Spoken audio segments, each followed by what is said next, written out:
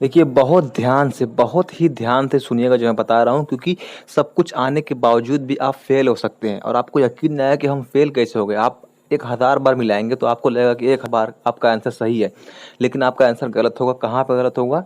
ये कहानी है आपकी लैंग्वेज सेक्शन की। लैंग्वेज सेक्शन को आपको इतनी ध्यान से करना है, इतनी ध्यान से करना है कि सब 60 का 60 क्वेश्चन आपका ऐसे इधर से उधर हो जाएगा ना, आपको पता ही नहीं चलेगा कि हमारा कहाँ काम हो गया। देखिए, पहले आप पेपर के पैटर्न को समझिए, ठीक है? पेपर 1 की बात करते हैं जो कि आपका सुबह है, ठीक है? उसमें सबसे पहले आपका आएगा सीडीपी, ठीक है? 1 से लेकर के 30 तक आएगा।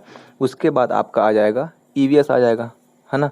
31 से लेकर के आपका 60 तक आ जाएगा, या ईवीएस आएगा या फिर मैथ आ जाएगा, ठीक है? इसकी हम मैं बात नहीं कर रहा हूँ। उसके बाद आपका 61 से लेकर के 90 तक आपका जो हो जाएगा ईवीएस आ जाएगा। देखिए, सीडीपी आपका आएगा 1 से 30 तक, सीडीपी के बाद आएगा मैथ और मैथ के बाद आएगा आपका ईवीएस, यानी कि 1 से लेकर के 30 तक सीडीपी, 31 से लेकर के 60 तक मैथ और उसके बाद 61 से लेकर के 90 तक आपका आएगा ईवीएस। उसके बाद 91 से लेकर के 120 तक ये आपका लैंग्वेज 1 आएगा, ठीक है? और फिर 121 यानी कि 121 से लेकर के 150 तक आपका लैंग्वेज 2 आएगा। अब आपने लैंग्वेज 1 और लैंग्वेज 2 में क्या भरा हुआ है ये आप जानते हैं। किसी ने हिंदी इंग्लिश भरा है, किसी ने इंग्लिश हिंदी भरा है, किसी ने उर्दू हिंदी भरा है, किसी ने इंग्लिश उर्दू भरा है, किसी ने हिंदी उर्दू, किसी ने संस्कृत। जो भी लैंग्वेज आपने भरा है वो जानिए आप। देखिए, आपका 1 से लेकर के 90 तक क्या सवाल आ रहा है ये तो आपको पेपर पर देखने को मिल जाएगा, उसमें इतना दिमाग नहीं खराब करना है। मेन ये है कि लैंग्वेज 1 स्टार्ट होगा 91 से लेकर 120 तक, लैंग्वेज 2 स्टार्ट होगा 121 से लेकर 150 तक। अब जब आप पेपर पलटेंगे ना तो आप मान लीजिए, अब मैं एक एग्जांपल लेकर समझा रहा हूँ, आप अपना एग्जांपल इस पे सेट कर लीजिएगा। मिसाल के तौर पर आपने हिंदी को लिया था लैंग्वेज 1 में और इंग्लिश को लिया था आपने लैंग्वेज 2 में। अधिकतर लोग हिंदी को लैंग्वेज 1 में लेते हैं और इंग्लिश को लैंग्वेज 2 में लेते हैं, तो वो मैंने एग्जांपल पकड़ लिया। तो अब आपको 91 से लेकर 120 तक हिंदी के क्वेश्चन करना है।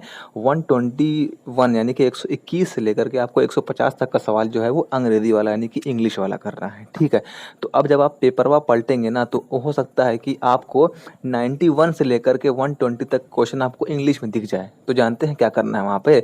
जब आपको सवाल नंबर 91 से सवाल नंबर 120 तक इंग्लिश मिले और आपने इंग्लिश जो है वो सेकंड पेपर चूज़ किया था, यानी कि लैंग्वेज 2 आपका इंग्लिश था, तो ऐसा नहीं कि आप वो 91 से 120 तक वाला बना देंगे, ना, ना, ना, ना, ना।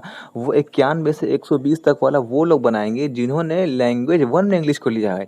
आप याद रखिए कि आपको हिंदी 91 से 120 ढूँढना है, वो उस पेपर में 91 से 120 में आपको इंग्लिश भी मिलेगी, 91 से 120 आपको हिंदी भी मिलेगी, 91 से 120 आपको उर्दू भी मिलेगी, 91 से 120 आपको संस्कृत भी मिलेगी, क्योंकि 91 से 120 किसी ने फर्स्ट पेपर में किसी ने हिंदी भरा होगा तो वो उसके लिए हो, किसी ने इंग्लिश भरा होगा, तो आपने जो भरा है ना वही वाला खोजेंगे। ऐसा नहीं कि आप पेपर पलटें और पेपर पलट के आपको 91 से 120 आपको इंग्लिश मिल गया, तो आपको नहीं करना है, आपको हिंदी करना है। क्यों? क्योंकि आपने हिंदी भरा हुआ था फर्स्ट पेपर, तो फर्स्ट पेपर आपको 91 से लेकर 120 तक आपको हिंदी वाला खोजना है।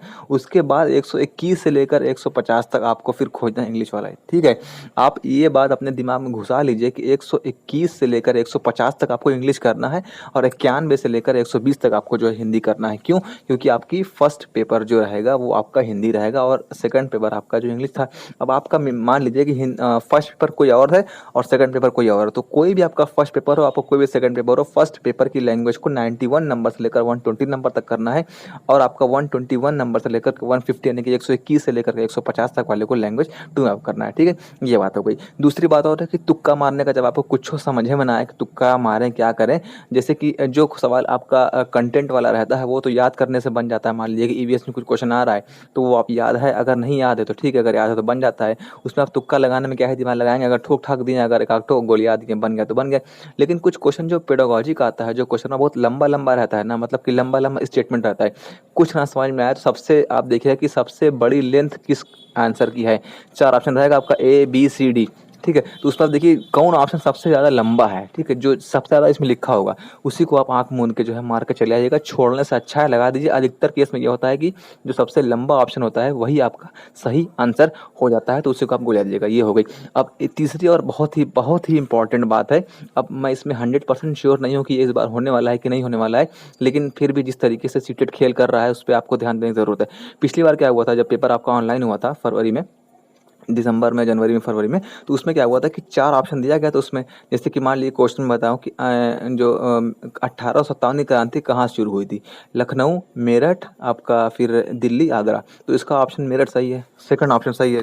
अब देखिए पिछली बार क्या हुआ था कि सीटेट का जो पेपर हुआ था उसमें कुछ ऑप्शन इस तरह का दिया था, मतलब ऑप्शन के बाद फिर नंबरिंग दिया था कि अब देखिए, अब आप पढ़ेंगे झटके से, कोई भी जगह झटके से पढ़ेगा पहली बार तो कहेगा भैया देखिए हमको पता है कि इसका सही ऑप्शन मेरठ है, तो कहेगा option number B is the right answer, तो वो ओएमआर पे ऑप्शन नंबर बी को गोलिया देगा। लेकिन यहाँ पर देखिए इसमें पूछा है कि कौन सा उत्तर सही है, चौथा, तीसरा, पहला या दूसरा। तो देखिए आपका ये दूसरा उत्तर सही, तो इसलिए यहाँ पर जब आप ओएमआर में गोला करेंगे ना तो डी नंबर पे करेंगे, यानी कि चौथे नंबर पे करेंगे, दूसरे पे नहीं करेंगे। क्यों?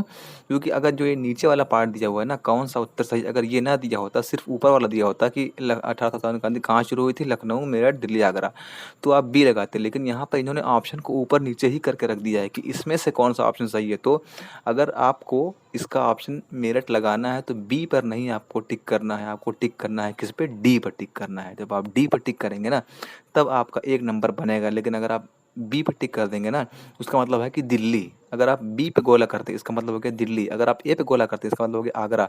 अगर आप सी पे गोला करते हैं तो इसका मतलब हो गया आपका दिल्ली। अगर आप डी पे गोला करते हैं इसका मतलब हो गया आपका मेरठ। तो यहाँ पर आप जो है वो ऑप्शन नंबर डी पर टिक करेंगे। ऑप्शन नंबर डी का मतलब यहाँ पर मेरठ हो गया। इस बात को आप ध्यान रखिएगा। मैं ये 100% श्योरिटी से नहीं कह रहा हूँ कि क्वेश्चन इस तरीके का आएगा, लेकिन अगर क्वेश्चन इस तरीके का आ गया तो आप इस बात को ध्यान में रख लीजिएगा। अगर नहीं आया तो अच्छी बात है, सबके लिए अच्छा होगा। लेकिन क्योंकि पिछली बार ऑनलाइन में इस प्रकार का पेपर आ गया था तो इसीलिए मुझे याद आ गया, तो मैंने ये अर्जेंट वीडियो बना दिया है कि आप इस चीज़ को जो है वो अपने दिमाग से उतरने नहीं दीजिएगा। और हाँ, अगर पेपर वाइज जैसे कि नॉर्मल पेपर आता है आपका ऑफलाइन वाला वैसा आ गया तो आपको काम ये नहीं करना पड़ेगा। और वो वाली बात जो बताया तुक्का वाली बात, सबसे लंबा आंसर वो आपको याद रख लेना है। और एक चीज़ और है कि जो आपका पेपर 1 रहेगा, लैंग्वेज 1 91 से लेकर 120 तक, और लैंग्वेज 2 121 से लेकर 150 तक। ये इतनी बातें हैं। और बाकी आपको आपके एग्ज़ाम के लिए बहुत बहुत शुभकामनाएं कि आपका पेपर जो है वो बढ़िया होगा। बढ़िया से पढ़िएगा आप, बढ़िया से क्वेश्चन पेपर को पढ़िएगा। टाइम मिलेगा आपको, हड़बड़ाइएगा मत, अपने अच्छे से सोइए, सुबह अच्छे से जो है उठ के दोहरा करके पेपर देने जाइएगा। कुछ नया चीज़, कुछ एक्स्ट्रा चीज़ पढ़ने की ज़रूरत नहीं, जितना आपने पढ़ा उसी को देखिए। ये मत सोचिए कि हाँ लाओ ये भी पढ़ लें, यही पढ़ लें। तो जो आपने पढ़ा है वो भी आपका चल जाएगा। जो पढ़ा है उसी को रिवाइज़ करिए, उसी को दोहराइए। किसी से फालतू बात नहीं करना है, किसी से डिस्कशन नहीं करना है। आपका पेपर अच्छा होगा और आपका जो है सिलेक्शन जो मतलब क्वालीफाई आप जो है सीटेट में हो जाएँगे।